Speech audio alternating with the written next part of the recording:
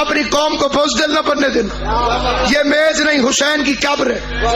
اس پہ ہاتھ رکھ کے کہتا ہوں شیعوں کا دشمن ذلیل ہے, ذلیل ہوگا. شیعت نہ کبھی کمزور تھی نہ کبھی کمزور ہوئی ہے. اسے نہ حقوں کی فکر ہے نہ ڈھکوں کی فکر ہے, نہ باہر والے بدماشوں کی فکر ہے نہ اندر والے بے غیرتوں کی. جو مولوی کہے آزاداری کو خطرہ ہے سمجھنا دکاندار ہے, اس لیے کہ آزاداری کو کبھی خطرہ تھا ہی نہیں. آزاداری کو خطرہ تب ہو اگر آزاداری ہماری وجہ سے ہو. آزاداری ہماری وجہ سے نہیں, رحمان کی وجہ سے. اللہ تمہیں سلامت رکھے. نوجوانوں سر نہ ہلایا کرو. جنہیں نوجوان ہیں بے شک بزرگ ایسے تائید کریں ان کو جستا ہے. نوجوان زبان سے بولا کرو. آزاداری ہمارا کام نہیں, آزاداری اللہ کا کام. جو چوپا میں قرآن کی آیت پڑھنے لگا فاذکرونی اذکرکم, تو میرا ذکر کرو میں تمہارا ذکر کروں. شبیر نے کیا رحمان کا ذکر. اب اللہ پہ قرضہ ہے وہ حسین حسین حسین حسین حسین حسین. اب حسین کا ذکر کروانا رحمان پہ قرضہ ہے. ہم ماتم کر کے اللہ کا کام کرتے. نہیں سمجھدار بندے بیٹھے ہو. میں پھر ایک آیت اور پڑھتا ہوں. من الذی یقرض اللہ قرضا حسنا.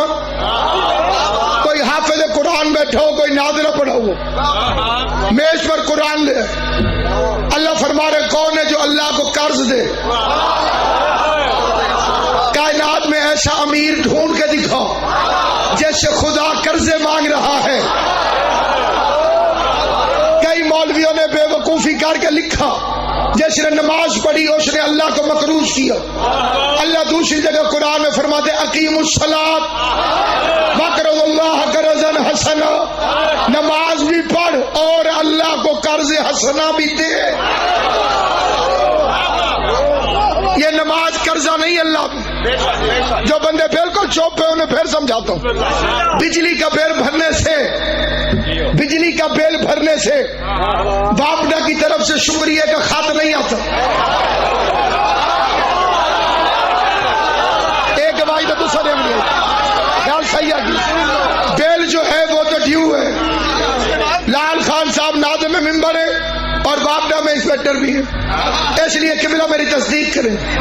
بل بھرنا تو واجب ہے, اس پہ شکریہ کیسا. نماز تو واجب ہے, وہ قرضہ کیسا. روزہ تو واجب ہے, وہ قرضہ کیسا. جسے چپ رہنے کی عادت ہے یہاں بھی چپ رہے, قبر میں بھی چپ رہے.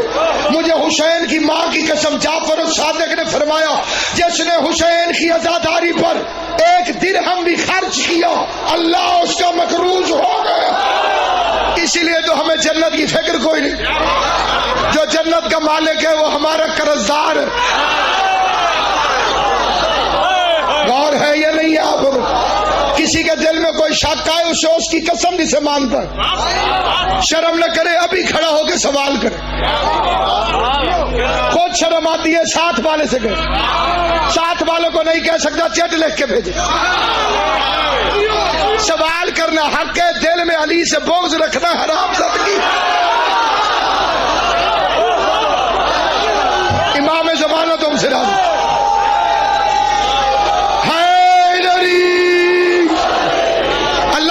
کہنے والوں کو سلامت رکھے.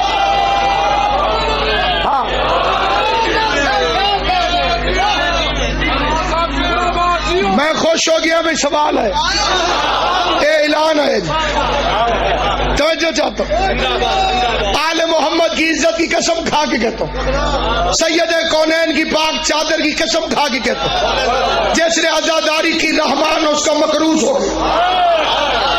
ٹکے ٹکے کا بغیرت ملا کہتے زنجیر نہ چلاؤ.